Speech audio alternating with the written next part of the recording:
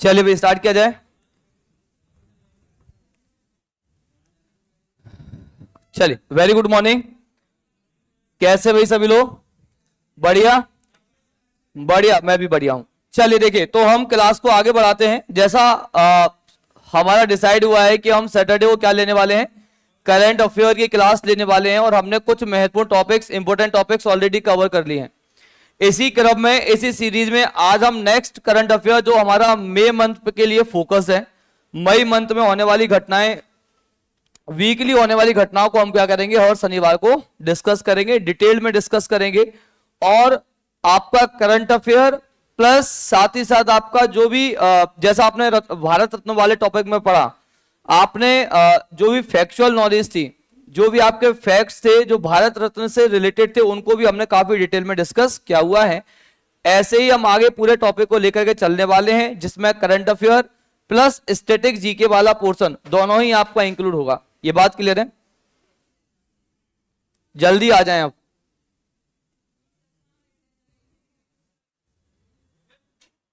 ये जगह है, ये जगह है, वो जगह है,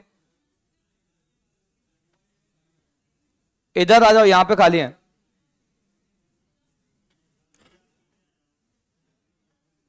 चलिए,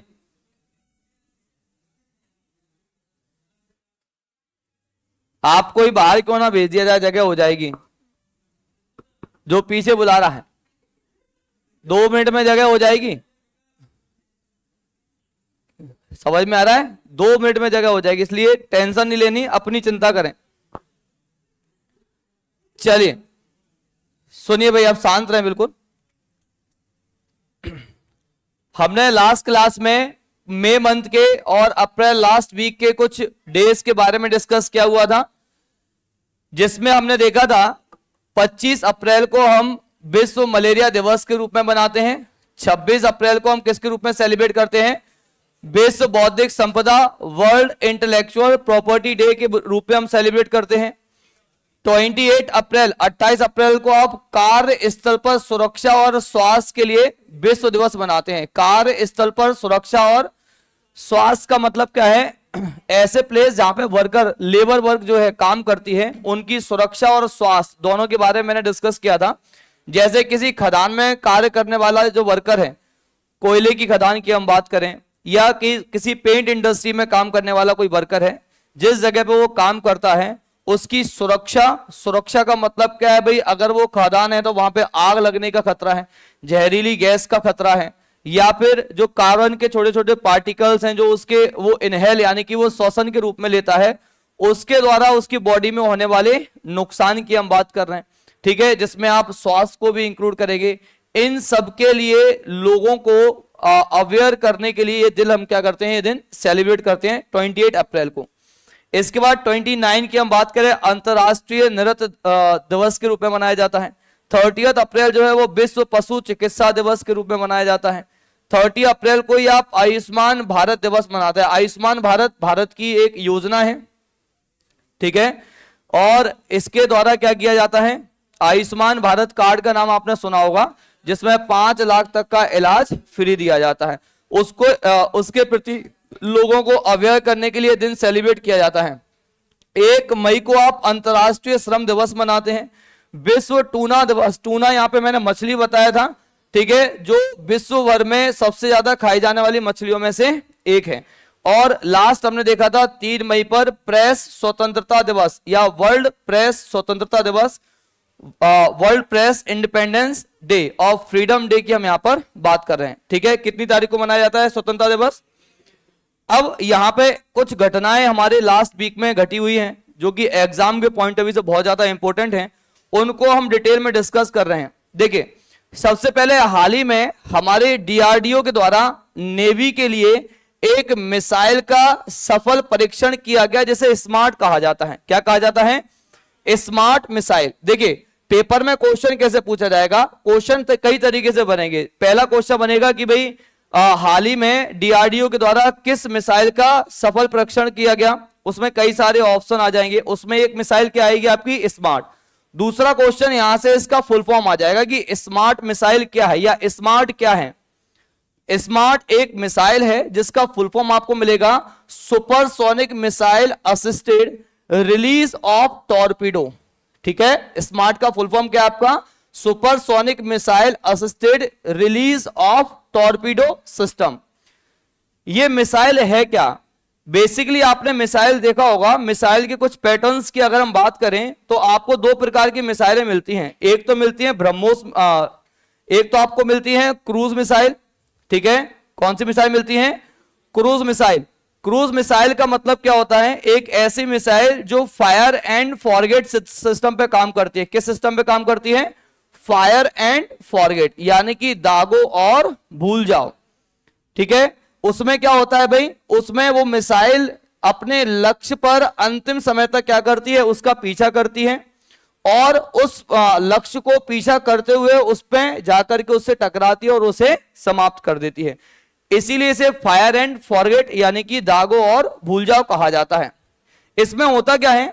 इसमें इंजन में लगातार जब तक मिसाइल अपने टारगेट को हिट ना कर दे तब तक उस मिसाइल में क्या की जाती है?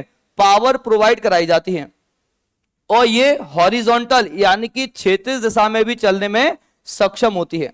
समझ में आ गया कि नहीं आ गया?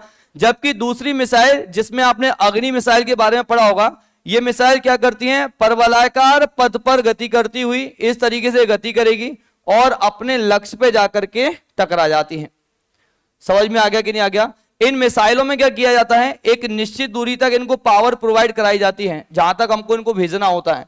फिर पृथ्वी के गुरुत्वाकर्षण के प्रभाव में आकर के ये कहां टकराती हैं? ये अपने लक्ष्य पे जाकर के टकराती है, यानी कि इनको पूरे रास्ते में पावर देने की जरूरत नहीं होती है। इनको कुछ हाइट की ऊंचाई तक भेजा जाता है, इतनी कहानी क्लियर है, और वहां से इनको वापस कहां पर? पृथ्वी के गुरुत्वाकर्षण बल के प्रभाव के कारण वापस जमीन में लाकर के उनको टकरा दिया जाता है। इनको कहा जाता है बैलिस्टिक मिसाइल। क्या कहा जाता है? बैलिस्टिक। तो क्रूज मिसाइल और बैलिस्टिक मिसाइल में अंतर समझ में आ गया कि नहीं आ गया? क्या अंतर है दोनों में? क्रूज मिसाइल में लास्ट टाइम तक आपको क्या करना होता है? पावर प्रोवाइड करानी होती है, क्योंकि वो क्या कर रही है? टारगेट का पीछा करती है। और हॉरिजॉन्टल यानी कि क्षैतिज दिशा में गति कर सकती है, जमीन के समानांतर। आपने मूवी देखी हो, सलमान खान की एक मूवी थी, उसमें एक मिसाइल उसके पीछे पड़ जाती है, बहुत पुरानी, हाँ पार्टनर मूवी आपने देखी होगी, है ना? समझ में आ गया? तो वो किसका एग्जाम्पल था? क्रूज मिसाइल का एग्जाम्पल था। और बैलिस्टिक मिसाइल क्या होती है? बैलिस्टिक मिसाइल को एक बार आप लॉन्च करते हैं, बाकी कुछ हाइट तक आप उसको पावर प्रोवाइड करा रहे हैं, फिर पृथ्वी के गुरुत्वाकर्षण की वजह से वो क्या करती है? गति प्राप्त करती है और कहां आकर के टकरा जाती है? सरफेस से आकर के टकराती है। इतनी कहानी क्लियर है? ये मिसाइल किस टाइप की मिसाइल है? ये मिसाइल आपकी यूज होगी कहां पर? नेवल फोर्सेस के लिए, यानी कि हमारी इंडियन नेवी के लिए। और यहां पे टर्म यूज किया गया है टॉर्पेडो। टॉर्पेडो का मतलब क्या होता है? टॉर्पेडो एक ऐसी मिसाइल या स्मॉल कम इंटेंसिटी वाली एक मिसाइल होती है जो कि किसी शिप के द्वारा, किसी सबमरीन के द्वारा समुद्र में यानी कि जल में छोड़ी जाती है। मिसाइल शब्द आप कहां यूज करते हैं? मिसाइल शब्द आप सरफेस से या जल से बाहर निकल करके जब वो मिसाइल किसी दूसरी जगह पे टकराती है तो उसे क्या कहा जाएगा? मिसाइल कहा जाएगा। टॉर्पीडो किसे कहा जाता है? जब वो जल के अंदर किसी सबमरीन में जाकर के या किसी जहाज में जाकर के टकरा के उसे क्या करती हो? डिस्ट्रॉय करती हो, तो उसे क्या कहा जाएगा? टॉर्पेडो कहा जाता है। ये कॉम्बिनेशन है किसका? मिसाइल और टॉर्पेडो का। ये क्या है? कॉम्बिनेशन है किसका? मिसाइल और टॉर्पेडो का। स्मार्ट जो सिस्टम है यानी कि supersonic missile assisted release of torpedo system basically mixer है, मिक्स फॉर्म है किसकी? मिसाइल और टॉर्पेडो की। इसमें क्या किया जाता है? सपोज करें कि ये हमारे पास मिसाइल है जो सुपरसोनिक मिसाइल है। सुपरसोनिक मिसाइल किसे कहा जाता है? जो स्पीड ऑफ साउंड से तेज चलती हो। समझ में आ गया? सुपरसोनिक किसे कहा जाता है? जो स्पीड यानी कि ध्वनि की रफ्तार से तेज चलती हो उसे क्या कहा जाता है? सुपरसोनिक। जो ध्वनि की स्पीड से कम चलती हो उसे सबसोनिक कहा जाता है। जो ध्वनि की स्पीड के बराबर चलती हो उसे सोनिक कहा जाता है। समझ में आ गया? और ध्वनि की स्पीड को आप मैक में मेजर करते हैं। किस में मेजर करते हैं? मैक में। और अगर 4 और 5 मैक्स से ज्यादा स्पीड होती है तो उसे हाइपरसोनिक कहा जाता है। तो ये मिसाइल क्या है भाई, ये मिसाइल जो है वो एक सुपरसोनिक मिसाइल है। अब मैंने कहा ये मिक्सचर है, मिक्सचर कैसा है भाई, ये सपोज करें हमारे पास एक मिसाइल है जो स्मार्ट टेक्नोलॉजी से लैस है। इस मिसाइल को जब आप लॉन्च करेंगे तो लॉन्च होने के बाद इससे टॉर्पीडो जो है वो क्या होगा, अलग होगा, सेपरेट होगा, ठीक है। और सेपरेट होने के बाद ये कहां जाएगा, ये ओशियन के अंदर, वाटर के अंदर जाएगा। और फिर ये जाकर के किससे टकराएगा, किसी सबमरीन से टकराएगा या फिर किसी जहाज या किसी शिप से जाकर के टकरा जाएगा। सबमरीन का मतलब यहां पर क्या है, पनडुब्बी से है। समझ में आ गया। ये वर्क कैसे करेगा, एक टॉर्पीडो जो किसके साथ है, आपका मिसाइल के साथ है। आपने इसको कॉन्टिनेंट से लॉन्च किया मिसाइल के थ्रू, इससे क्या अलग होगा, इससे अलग होगा टॉर्पीडो। और वो टॉर्पीडो जाकर के किससे टकराएगा, सबमरीन से टकराएगा, जहाज या किसी शिप से टकराएगा। इतनी कहानी क्लियर है, समझ में आ गया। ऐसे सिस्टम को आप क्या बोलते हैं, स्मार्ट सिस्टम बोलते हैं। इससे फायदा क्या होता है, इसको एक बार जस्ट ब्रीफ में समझ लेते हैं। देखिए सपोज करें कि यहां पे आपका बे ऑफ बंगाल है और कोई एक टारगेट स्पेशली हमें चाइना के लिए, या चाइना से क्या करेगा, हमारे डिफेंस करेगा। चाइना की कोई सबमरीन कहां पर है, आपका इंडियन ओशियन में या फिर बे ऑफ बंगाल में है। इतनी कहानी क्लियर है। अभी तक हमारे पास जो सिस्टम था उसमें क्या था कि जब तक कोई इंडियन शिप यहां पर नहीं होगी, या तो इंडियन शिप को यहां पे होना पड़ेगा, तब ये यहां से टॉर्पीडो लॉन्च करेगा। और वो किससे टकराएगा, जापान, आपका नेपाल, किसी चीन की कोई या चाइना की कोई शिप से जाकर के टकराएगा, उसे खत्म करेगा। समझ में आ गया। यानी कि पहले हमको क्या करना पड़ता था, किसी देश के अगर हमें नेवल शिप को अटैक करना है तो हमें पहले उसके पास जाना पड़ेगा और फिर वहां से टॉर्पीडो लॉन्च करना पड़ेगा, तब वो जाकर के उससे टकराएगा। समझ में आ गया। इस मैकेनिज्म से यानी कि स्मार्ट से आपको फायदा क्या होगा, सपोज करें तमिलनाडु में यहां पर क्या है, हमने डिप्लॉय किया है स्मार्ट सिस्टम। यहीं से आप क्या करेंगे, मिसाइल को लॉन्च करेंगे। यहीं से आप क्या करेंगे, मिसाइल को लॉन्च करेंगे। और ये मिसाइल जैसे ही शिप के पास पहुंचने वाली होगी या सबमरीन के पास, सबमरीन की लोकेशन में पहुंचने वाली होगी, इससे क्या रिलीज होगा, एक टॉर्पेडो रिलीज होगा। समझ में आ गया। और वो टॉर्पेडो किससे जाकर के टकराएगा, उस शिप से जाकर के टकरा के उसे डिस्ट्रॉय कर देगा। समझ में आ गया कि नहीं आ गया। अब आपको किसी शिप को खत्म करने के लिए उसके पास तक जाने की जरूरत नहीं है, आप उसे दूर से ही क्या कर सकते हैं, डिस्ट्रॉय कर सकते हैं। समझ में आ गया। इस सिस्टम को आप क्या बोलते हैं, स्मार्ट सिस्टम बोलते हैं। कोई दिक्कत इतने में, इसलिए मैंने आपको कहा कि ये मिक्स है, किसका, मिसाइल एंड टॉर्पीडो। टॉर्पीडो कहां यूज किए जाते हैं, समुद्र के अंदर, जलीय क्षेत्र के अंदर। यानी कि समुद्र में चलने वाली मिसाइल को आप जनरली क्या बोल सकते हैं, टॉर्पीडो बोल सकते हैं। इतनी कहानी क्लियर है, समझ में आ गया कि नहीं आ गया, कहीं से कहीं तक कोई दिक्कत तो नहीं। अब आपको ये चीज समझ में आ जाएगी। देखिए स्मार्ट का मतलब समझ में आ गया, सुपरसोनिक मिसाइल। जिस मिसाइल से आप सेंड करेंगे वो कौन सी मिसाइल है, सुपरसोनिक मिसाइल है। यानी कि उसकी स्पीड 1 मैक से ज्यादा की होगी। 1 मैक मतलब साउंड ऑफ स्पीड। समझ में आ गया कि नहीं आ गया। इसके अलावा आप देखें ये क्या रिलीज करेगा, टॉर्पीडो, इसलिए इसे क्या कहा गया, स्मार्ट सिस्टम कहा गया। समझ में आ गया।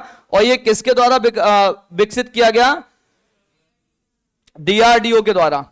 किस संस्था के द्वारा, डीआरडीओ। डीआरडीओ का फुल फॉर्म आपसे एग्जाम में पूछा जाएगा, defence research and development organisation. DRDO का फुल फॉर्म क्या है, defence research and development organisation, रक्षा अनुसंधान और विकास। समझ में आ गया कि नहीं आ गया। इतनी कहानी क्लियर है। और इसका परीक्षण कहां किया गया, यह भी क्वेश्चन आपसे पेपर में पूछा जाएगा, डॉक्टर एपीजे अब्दुल कलाम द्वीप से। इसका परीक्षण कहां किया गया है, doctor APJ Abdul Kalam island यानी कि द्वीप से। यह द्वीप कहां है, जिन लोगों ने ज्योग्राफी पढ़ा हुआ है वो बताएंगे भाई। यहां पे आप देखें, आपको एक राज्य मिलता है, इसको आप ओडिशा बोलते हैं। क्या बोलते हैं, ओडिशा में एक प्रमुख नदी है जिसको आप बोलते हैं ब्राह्मणी नदी। कौन सी नदी है, ब्राह्मणी नदी के पास आपको एक द्वीप मिलता है जिसको पहले व्हीलर द्वीप कहा जाता था। क्या कहा जाता था, व्हीलर द्वीप कहा जाता था। लेकिन डॉक्टर एपीजे अब्दुल कलाम जी की मृत्यु के बाद इसका नाम बदल के क्या कर दिया गया, अब्दुल कलाम द्वीप कर दिया गया। समझ में आ गया। पहले से क्या कहा जाता था? व्हीलर द्वीप कहा जाता था। अब क्या कहा जाता है? डॉक्टर एपीजे अब्दुल कलाम द्वीप कहा जाता है। क्यों कहा जाता है? क्योंकि ये व्हीलर द्वीप जो था वो हमारी मिसाइलों के परीक्षण का केंद्र हुआ करता था। मिसाइल टेस्टिंग क्षेत्र था हमारा, जहां पे मिसाइल टेस्ट किए जाते थे। मिसाइल मैन ऑफ इंडिया किसे कहा जाता है? डॉक्टर एपीजे अब्दुल कलाम जी को कहा जाता है। समझ में आ गया? चूंकि यहां पे हमारी सारी मिसाइलें टेस्ट होती थी, मिसाइलों के प्रोग्राम के पीछे या डेवलपमेंट के पीछे एक प्रमुख व्यक्ति जो है वो कौन है हमारे? समझ में आ गया कि नहीं आ गया? उन्हें क्या कहा जाता है? कोई दिक्कत इतने में? तो उन्हीं के नाम पर हमने यहां पर व्हीलर द्वीप का नाम रख दिया। तो व्हीलर द्वीप कहां पर है आपका? ओडिशा में। किस नदी के मुहाने पर है? ब्राह्मणी नदी के मुहाने पर है। व्हीलर द्वीप को क्या कहा जाता है? एपीजे अब्दुल कलाम द्वीप कहा जाता है। ये किसके लिए फेमस है? मिसाइल टेस्टिंग के लिए ज्यादा फेमस है। जितनी मिसाइल बनती है वो हमारी यहीं पर टेस्ट होती है। इतनी कहानी क्लियर है? समझ में आ गया? मिसाइल मैन ऑफ इंडिया किसे कहा जाता है? और missile women of India Tessy Thomas ji को कहा जाता है। मिसाइल वुमेन ऑफ इंडिया किसे कहा जाता है? टेसी थॉमस को। समझ में आ गया? तो बहुत सारे आपके स्टैटिक जीके के क्वेश्चन भी यहां से हमारे तैयार हो गए। डीआरडीओ का फुल फॉर्म कहां पर क्या है? Defence research and development organisation के द्वारा हाल ही में किस मिसाइल का परीक्षण किया गया? स्मार्ट मिसाइल का, जो क्या लॉन्च करता है? मिसाइल के साथ साथ टॉर्पीडोज को भी लॉन्च करता है। इतनी कहानी क्लियर है भाई? कोई दिक्कत तो नहीं? यहां तक बहुत सारे क्वेश्चन हमने यहां पे डिस्कस किए हैं। अब इसमें है क्या? इसमें जो टॉर्पीडो होगा वो कितनी रेंज का होगा? 20 किलोमीटर की। यानी कि मिसाइल से जो टॉर्पीडो लॉन्च होगा वो कितने किलोमीटर की रेंज कवर करेगा? 20 किलोमीटर की। और 50 किलोग्राम का वॉरहेड लेकर के जाएगा। 50 किलोग्राम का वॉरहेड का मतलब क्या है? सपोज करें कि ये टॉर्पीडो है, इसके आगे यहां पे आप क्या करेंगे? एक्सप्लोजिव मटेरियल, विस्फोटक पदार्थ रखेंगे, तो इसे क्या कहा जाएगा? वॉरहेड कहा जाएगा, जो टॉर्पीडो क्या करेगा? लेकर के चलेगा। समझ में आ गया कि नहीं आ गया? रेंज कितनी है टॉर्पीडो की? 20 किलोमीटर की। वॉरहेड कितना ले आ सकता है? वॉरहेड कितना ले आ सकता है? और ये आपको चीन को काउंटर करने में डेफिनेटली कामयाब और महत्वपूर्ण रहने वाला है। इसका फायदा क्या है? कि आपको उस शिप के पास जाकर के उस पर हमला नहीं करना। पहले क्या होता था कि कोई शिप आई, भाई वो हमारे पास हमला करने आ रहा है तो हमसे एडवांस होगा और उसको डिस्ट्रॉय करना है तो आपको उसके पास जाना पड़ेगा, तो वो हम पर अटैक करके हमें डिस्ट्रॉय कर सकता है। अब उसको पता भी नहीं चलेगा कि हमने अगर उसकी लोकेशन को ट्रैक कर लिया तो आप बड़ी आसानी से लैंड से ही क्या करेंगे? मिसाइल को लॉन्च करेंगे। उसके 20 किलोमीटर के दायरे में उससे टॉर्पीडो सेपरेट होगा और वो जाकर के किससे टकराएगा? उस सबमरीन से। शिप तो आपको दूर से दिख जाते हैं, सबमरीन कहां होती है आपकी? शिप के अंदर। तो आप वहां पे नॉर्मल मिसाइल जाकर के हिट नहीं कर सकते हैं। उसके लिए आपको क्या चाहिए पड़ेगा? टॉर्पीडो चाहिए पड़ेगा। समझ में आ गया कि नहीं आ गया? इतनी कहानी क्लियर है? तो ये सारी कहानी जो थी वो किससे रिलेटेड थी? आपकी सुपरसोनिक मिसाइल से। यहां तक कोई दिक्कत तो नहीं है? ऐसा ही एक और डेवलपमेंट आपको मिलेगा। किसमें? एक और डेवलपमेंट मिलेगा आपको फ्यूजियाना। क्वेश्चन पेपर में आएगा फ्यूजियाना क्या है? फ्यूजियाना क्या है? फ्यूजियाना आपको मिलेगा, ये एक एयरक्राफ्ट कैरियर है। ये क्या है? Aircraft carrier.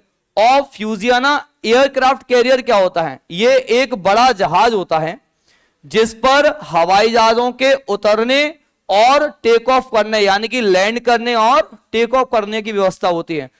एरोप्लेन्स की बात कर रहे हैं, हेलीकॉप्टर की बात नहीं कर रहे हैं। एरोप्लेन्स मालूम है कितने बड़े रनवे चाहिए होते हैं उनको टेक ऑफ करने के लिए? ये चलते फिरते एयरपोर्ट कहलाते हैं। और जिस कंट्री के पास ये होते हैं, कहा जाता है कि वो विश्व में क्या करने के लायक होती है? भाई कैपेबल होती हैं, डोमिनेट करने के कैपेबल हो जाती हैं। अमेरिका आज विश्व में डोमिनेट करता है। जिस कंट्री पर उसको अटैक करना है वो उस कंट्री पे क्या करता है? अटैक कर देता है। कारण क्या है? अमेरिका तो बहुत दूर है, सपोज करें पैसिफिक ओशियन और अटलांटिक ओशियन में। अगर इंडियन ओशियन की किसी कंट्री पर उसको अटैक करना है तो क्या अमेरिका से हवाई जहाज उड़ करके आएंगे? क्या फ्यूल खत्म हो जाएगा इतनी पूरी पृथ्वी पर अगर कहीं भी अटैक करना होगा। तो अमेरिका क्या करता है? ये जो आपके एयरक्राफ्ट कैरियर हैं वो उन कंट्रीज के पास ले जाएगा, कुछ डिस्टेंस पर इसमें उनके 60 70 100 जितने भी एयरक्राफ्ट होते हैं वो यहां पे रखे होंगे। वो यहां से क्या करेंगे, फ्लाइट करेंगे, उस एरिया में अटैक करके वापस यहां पे क्या करेंगे, लैंड कर जाएंगे और ये यहां से निकल जाएगा। समझ में आ रहा है इसका रोल क्या है? इसके थ्रू आप विश्व में कहीं पर भी क्या कर सकते हैं, एयर स्ट्राइक और वॉर कर सकते हैं। समझ में आ गया? तो ये चलते फिरते एयरपोर्ट को क्या कहा जाता है, एयरक्राफ्ट कैरियर कहा जाता है। समझ में आ गया? तो हाल ही में ये चर्चा में क्यों है? ये चर्चा में इसलिए है क्योंकि अभी चीन ने अपना तीसरा एयरक्राफ्ट कैरियर जो है वो क्या किया है, लॉन्च किया है, जिसका नाम क्या रखा गया, फ्यूजियामा।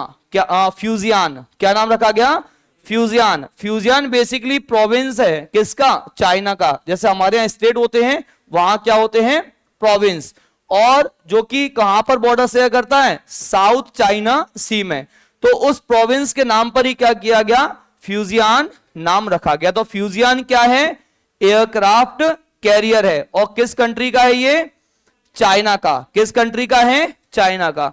तो अभी हाल ही में चीन ने क्या किया है, अपनी नौसेना की शक्ति को बढ़ाने के लिए फ्यूजियान नाम से अपना तीसरा विमान वाहक पोत यानी कि एयरक्राफ्ट कैरियर शिप को क्या कर दिया, लॉन्च कर दिया है। समझ में आ गया? और ये इसकी विशेषता क्या है चाइना की, ये पूरी तरह से इंडिजीनियस यानी कि चाइना में निर्मित आपका क्या है, एयरक्राफ्ट कैरियर है। समझ में आ गया कि नहीं आ गया, कोई दिक्कत तो नहीं। और इसके बाद आप बात करें, यहां पर चाइना के और भी एयरक्राफ्ट रहे हैं, एयरक्राफ्ट कैरियर रहे हैं। जैसे लियाओनिंग पहला विमान वाहक पोत था किसका, चाइना का। इसके अलावा आप देखें दूसरा कौन था, सेडोंग। सेडोंग दूसरा चाइना का क्या है, विमान वाहक पोत है। और थर्ड कौन सा बन गया आपका, फ्यूजियान। ठीक है, हमारे लिए इंपॉर्टेंट क्या है, क्या भारत के पास ऐसे एयरक्राफ्ट कैरियर हैं क्या, भारत के पास भी ऐसे एयरक्राफ्ट कैरियर हैं।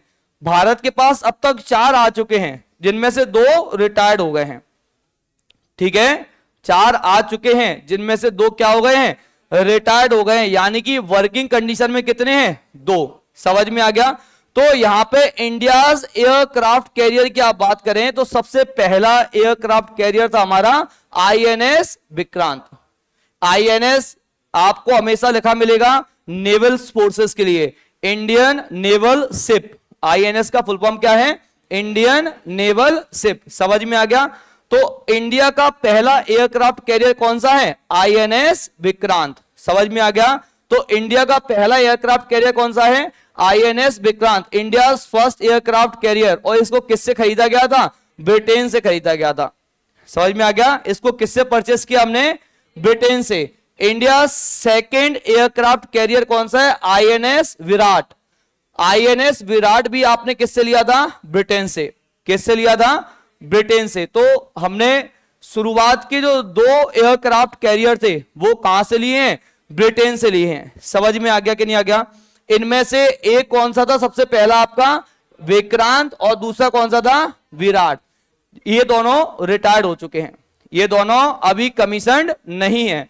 जब भी आप किसी नेवल शिप को नेवी में शामिल करते हैं तो उसे कमीशन्ड कहा जाता है, और उसे हटा देते हैं तो क्या कहा जाता है, डीकमीशन्ड।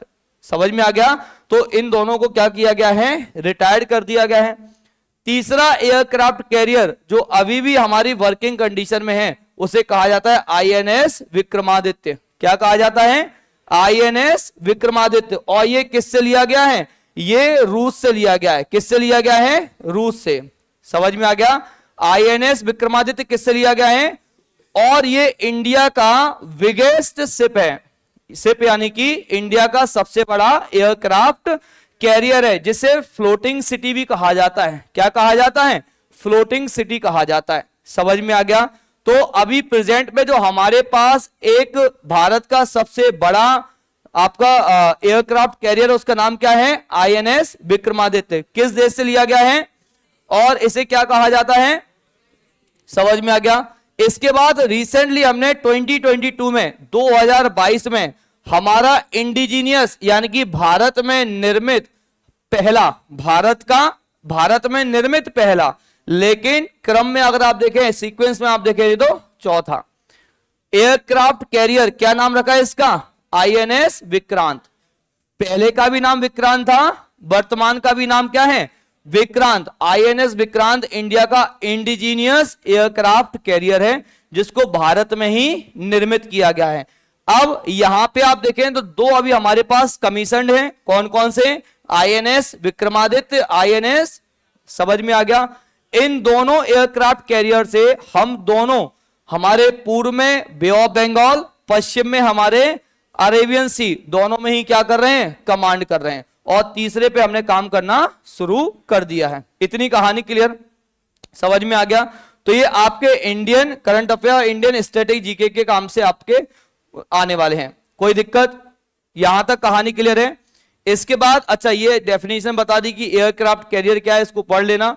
ये इस तरीके के दिखाई देते हैं, सेडोंग दूसरा था आपका, सेंडोंग, और आपका लियाओनिंग ये आपका पहला एयरक्राफ्ट कैरियर था, और ये कौन सा आपका फ्यूजियन, कोई दिक्कत इतने में। चलिए इसके बाद नेक्स्ट आप देखेंगे, हाल ही में मई माह में, मतलब इस मई मंथ में हम एक बैठक ऑर्गेनाइज करने वाले हैं, जो अंतरराष्ट्रीय स्तर पर बहुत महत्वपूर्ण है, और हमारे एग्जाम के स्पेशली हम स्टैटिक जीके के पॉइंट ऑफ व्यू से बात करें, बहुत ज्यादा महत्वपूर्ण है। इस बैठक को कहा जाता है अंटार्कटिका संधि सलाहकार बैठक। क्या कहा जाता है, अंटार्कटिका संधि सलाहकार बैठक, और ये कौन से नंबर की है, 46वें नंबर की है। किस नंबर की है, 46 यानी कि 46, समझ में आ गया। तो मई माह में हम 20 से 30 मई के बीच में एंटार्कटिक ट्रीटी काउंसिल की हम बात कर रहे हैं, मीटिंग की हम बात कर रहे हैं, जो कहां पर होगी आपकी इंडिया में, और इंडिया में ये कहां पर होगी, भारत के कोची यानी कि केरल में। समझ में आ गया कि नहीं आ गया। तो ये ट्रीटी आप देखें है क्या, इसको अपन थोड़ा सा समझने की कोशिश करेंगे। तो सबसे पहले तो ये समझना है ये कौन सी बैठक है, 46वीं, कौन सी बैठक है, और बैठक का नाम क्या है, अंटार्कटिका संधि सलाहकार बैठक। समझ में आ गया। ये कब ऑर्गेनाइज की जाएगी, 20 से 30 मई 2024। डेट आपको याद करने की जरूरत नहीं है, प्लेस याद करना है। कहां पर होगा आपका, केरला यानी कि केरल में। केरल में कहां पर, कोची में। ये बात क्लियर है, केरल के कोची में। और इसको होस्ट कौन करेगा, ये संस्था भी आपको याद करना है। इसको होस्ट करने वाली संस्था है केंद्रीय पृथ्वी विज्ञान मंत्रालय के अंतर्गत राष्ट्रीय ध्रुवीय एवं महासागर अनुसंधान केंद्र। संस्था कौन सी है, राष्ट्रीय ध्रुवीय एवं महासागरीय अनुसंधान केंद्र, जो किस मंत्रालय के अंदर आती है, केंद्रीय पृथ्वी विज्ञान मंत्रालय। समझ में आ गया। National centre for polar and ocean research ये होस्ट करेगा, और किस मिनिस्ट्री के अंतर्गत आता है, union ministry of earth and science. समझ में आ गया कि नहीं आ गया, कोई दिक्कत तो नहीं। यहां से अभी तक क्वेश्चन क्या बनेगा, क्वेश्चन बनेगा कि ये जो आपका अंटार्कटिका संधि सलाहकार की बैठक है वो कौन होस्ट करेगा, भारत। कहां पर होस्ट की जाएगी, दूसरा क्वेश्चन बनेगा, केरल कोची में।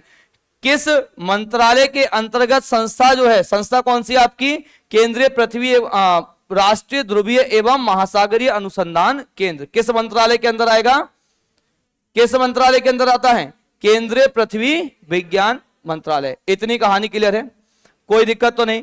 अच्छा इसके बाद आप देखें यहां पर अंटार्कटिका संधि क्या है, यह क्वेश्चन आपसे एग्जाम में बनेगा।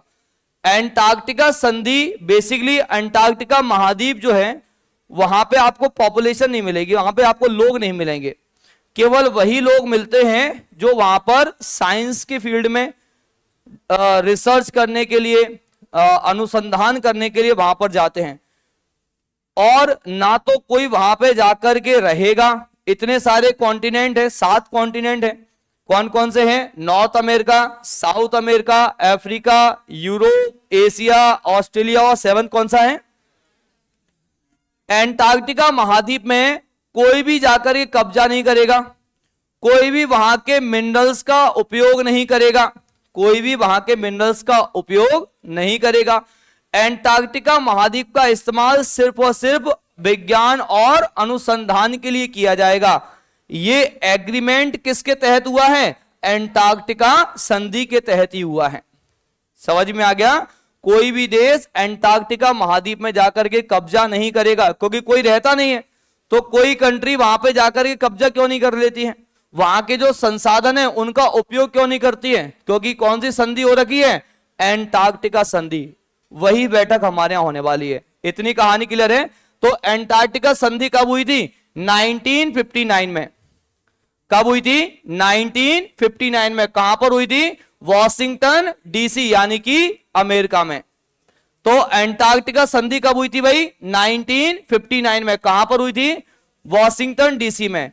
कितने देश थे उस समय? 12 देश। कितने देश थे? वर्तमान में कितने हो गए हैं? 56 देश। मतलब उस समय हस्ताक्षर करने वाले, हस्ताक्षर कब हुए या लागू कब हुई है? 1961 में। 1959 में यह संधि हुई थी और लागू कब हुई है? 1961 में। कब हुई है? 1961 में। इतनी कहानी क्लियर है? और कहां पर हुई थी आपकी? वॉशिंगटन डीसी में। और इस संधि का उद्देश्य क्या था? एंटार्क्टिका संधि ने अटलांटिका को गैर सैन्य क्षेत्र घोषित किया है। गैर सैन्य क्षेत्र मतलब किसी भी देश की सीमा, किसी भी देश की सेना उस कॉन्टिनेंट पर नहीं जाएगी, ना ही वहां पर लोग रहेंगे, ना वहां पे प्लॉटिंग होगी, ना वहां के रिसोर्सेज जो हैं उनको क्या किया जाएगा? बाहर निकाला जाएगा। ये पूरा की पूरा जो संधि हुई है वो कहां पर हुई है आपकी? एंटार्क्टिका संधि के नाम से वॉशिंगटन डीसी में। हेडक्वार्टर कहां है इसका? ब्यूनस आयर्स अर्जेंटीना में। कहां मिलेगा हेडक्वार्टर इसका? अर्जेंटीना। भारत कब शामिल हुआ इसमें? भारत शामिल हुआ 1983 में। यानी कि भारत ने इस संधि पर हस्ताक्षर कब किए हैं? 1983 में।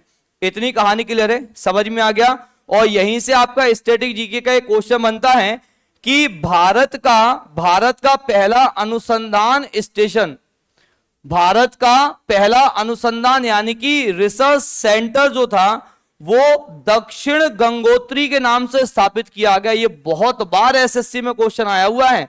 दक्षिण गंगोत्री क्या है? दक्षिण गंगोत्री भारत का एंटार्क्टिका महाद्वीप पर रिसर्च सेंटर है। समझ में आ गया? किस नाम से है? दक्षिण गंगोत्री के नाम से है। किस नाम से है? दक्षिण गंगोत्री के नाम से। समझ में आ गया कि नहीं आ गया? और दक्षिण गंगोत्री नाम का जो पहला एंटार्क्टिक में सेंटर था वो कब बनाया गया था? 1983 में। लेकिन वर्तमान में ये कार्यरत नहीं है। इसकी जगह अभी हमारे पास 2 सेंटर कार्यरत है। कौन कौन से? पहला आपको मिलेगा मैत्री जो 1989 में स्टैब्लिश किया गया था, और दूसरा मिलेगा भारती जो 2012 में। तो मैत्री और भारती क्या है? मैत्री और भारती क्या है? ये अनुसंधान केंद्र यानी कि रिसर्च सेंटर हैं। कहां पर? एंटार्क्टिका महाद्वीप में। किसके? भारत के। और किस संधि के तहत? एंटार्क्टिका संधि। भारत इसमें कब शामिल हुआ था? भारत कब शामिल हुआ था? एंटार्क्टिका संधि का हेडक्वार्टर कहां पर है? कब यह संधि बनाई गई थी? 19 कहां पर? वॉशिंगटन डीसी में। समझ में आ गया? और लागू कब हुई है ये? 1961 में। यहां तक की कहानी क्लियर है? कोई दिक्कत तो नहीं? अब हम बात करते हैं यहां पे किसके बारे में? ये जो हमारा राष्ट्रीय ध्रुवीय अनुसंधान केंद्र है इसका मुख्यालय कहां मिलेगा आपको? यही वो सेंटर है जो होस्ट कर रहा है इस संधि को। कहां पर? केरल के कोच्चि में। इसका हेडक्वार्टर कहां मिलेगा आपको? समझ में आ गया? इस सेंटर का हेडक्वार्टर कहां मिलेगा आपको? वास्को डी गामा में। ये आपके 7 अलग अलग महाद्वीप हैं जैसा मैंने आपको बताया था। उत्तरी अमेरिका, दक्षिणी America, Africa, Europe, Asia, Australia. और जो साउथ में आप देख रहे हैं ये कौन सा महाद्वीप है आपका? एंटार्क्टिका। समझ में आ गया? जो साउथ में आपको सदर्न पोल पे महाद्वीप मिलेगा वो कौन सा महाद्वीप है? एंटार्क्टिका। और पृथ्वी पे अगर आप देखें तो ये कुछ इस तरह से आपको दिखाई देगा। ये साउथ पोल है। कौन सा पोल है आपका? साउथ पोल पृथ्वी का। इतनी कहानी क्लियर है? यहां पे आपको अटलांटिक ओशियन मिलेगा, यहां पे आपको पैसिफिक ओशियन मिलेगा, और यहां क्या मिलेगा आपको? Indian ocean. यानी कि अटलांटिक को आपका जो कॉन्टिनेंट यानी कि महाद्वीप है, सॉरी एंटार्क्टिका महाद्वीप है, वो 3 अपने चारों तरफ 3 समुद्रों से घिरा हुआ है। कितने समुद्र से घिरा है? कौन कौन से हैं? अटलांटिक ओशियन, दूसरा कौन सा है? दूसरा आपका पैसिफिक ओशियन, और तीसरा कौन सा आपका? Indian ocean. ये बात क्लियर है। और आपका जो एंटार्क्टिका महाद्वीप है ये आपको कहां मिलेगा, ये आपको साउथ पोल पर मिलता है। कहां मिलेगा, साउथ पोल को। समझ में आ गया कि नहीं आ गया। इसके अलावा यहां पे आप देखें एंटार्क्टिका महाद्वीप विश्व का 5वां सबसे बड़ा महाद्वीप है। ये बात क्लियर है। अरे मोटरसाइकिल,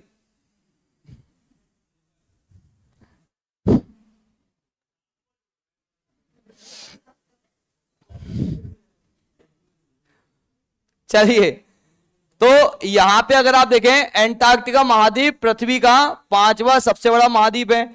ये एकमात्र महाद्वीप है जहां पर शून्य आबादी है, जहां पे लोग केवल किसके लिए जाते हैं, रिसर्च करने के लिए जाते हैं। यहां पर रेजिडेंस, लोगों का निवास नहीं मिलेगा। इसे भविष्य का महाद्वीप भी कहा जाता है। ये बात क्लियर है। ये क्वेश्चन एग्जाम में आपसे बनता है कि भविष्य के महाद्वीप के नाम से किसे कहा जाना जाता है, एंटार्क्टिका महाद्वीप को। ये बात क्लियर है। और ये विश्व का सबसे ठंडा, शुष्क और तेज हवा वाला महाद्वीप है। ये सारे फैक्ट्स आपसे एग्जाम में पूछे जा सकते हैं। ये विश्व का सबसे ठंडा, शुष्क यानी कि जहां पे वर्षा नहीं होती है, शुष्क और तेज हवाओं वाला महाद्वीप है। ठीक है। और ये कैसा महाद्वीप कहलाता है, भविष्य का महाद्वीप। इसे तैरता हुआ महाद्वीप भी कहा जाता है। इसे श्वेत महाद्वीप भी कहा जाता है, व्हाइट कॉन्टिनेंट, क्योंकि ये पूरा की पूरा किससे कवर है, लगभग बर्फ से, आइस से कवर होने की वजह से क्या कहा जाता है, व्हाइट कॉन्टिनेंट यानी कि श्वेत महाद्वीप। इसे फ्लोटिंग कॉन्टिनेंट यानी कि तैरता हुआ महाद्वीप भी कहा जाता है। क्यों कहा जाता है, क्योंकि इसकी कुछ बर्फ जो है वो गर्मी के समय में क्या हो जाती है, पिघल जाती है। समझ में आ गया कि नहीं आ गया। तो ये 3 सागरों से घिरा हुआ है। कौन कौन से, हिंद महासागर, प्रशांत महासागर और अटलांटिक महासागर। इतनी कहानी क्लियर है। इसको सबसे पहले डिस्कवर कब किया गया था, 1820 में पहली बार हमने डिस्कवर किया। किसे, अटलांटिका महाद्वीप को। कब डिस्कवर किया हमने, 1820 में। रूसी अभियानकर्ता यानी कि जो रूसी लोग थे, क्या नाम था उनका, केवल आप बहुत बड़ा नाम है, केवल आपको याद रख लेना, मिखाइल। ठीक है। और कौन थे आपके, वॉन, या फिर लिख लेना फेबियन। मिखाइल एंड फेबियन, ये 2 व्यक्ति थे जिन्होंने 1820 में सबसे पहले किसको खोजा था, सबसे पहले अटलांटिका महाद्वीप को खोजा। ये बात क्लियर है। और एंटार्क्टिका महाद्वीप को खोजा। और भारत के पहले व्यक्ति जो यहां पहुंचे थे वो कौन थे, रामचरण, जो 1960 में पहली बार यहां पहुंचे। समझ में आ गया।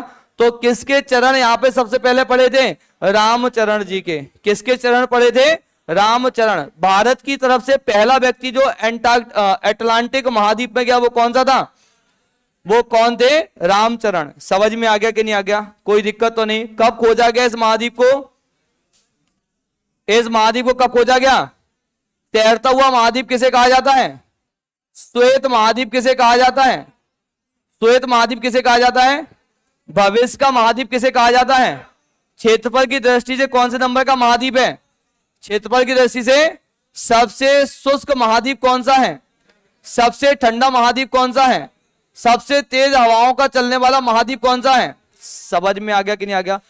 अंटार्कटिका महाद्वीप कितने समुद्रों से घिरा हुआ है भाई, 3। कौन कौन से, इंडियन ओशियन यानी कि हिंद महासागर, अटलांटिक महासागर और प्रशांत महासागर। इतनी कहानी क्लियर है।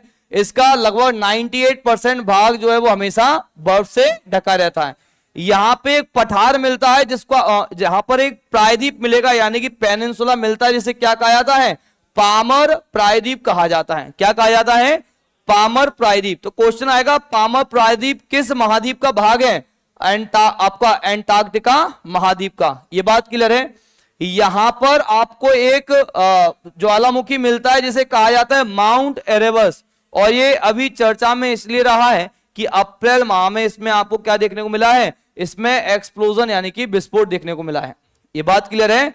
माउंट एरेबस जो कि एक सक्रिय ज्वालामुखी एक्टिव वोल्केनो का उदाहरण है, वो किस महाद्वीप पे आपको मिलेगा, वो आपको आपका अंटार्कटिका महाद्वीप पे मिलेगा। ये बात क्लियर है।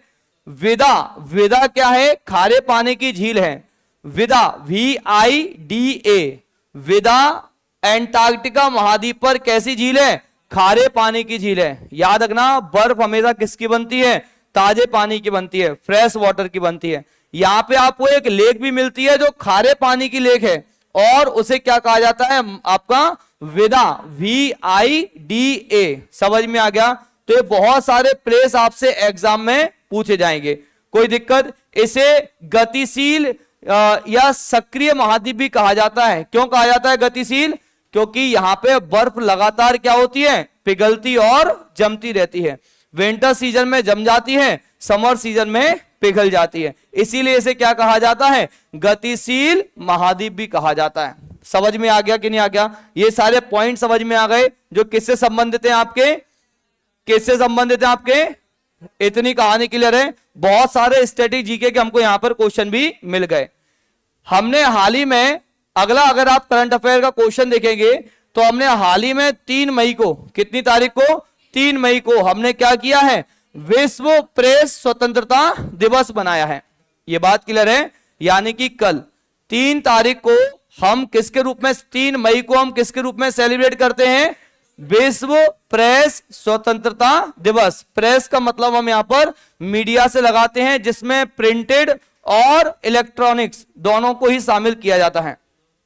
प्रिंटेड मतलब न्यूज़पेपर्स की हम बात करते हैं, मैगजीन्स की हम बात करते हैं, और इलेक्ट्रॉनिक्स का मतलब क्या है, हम न्यूज चैनल्स की बात कर रहे हैं।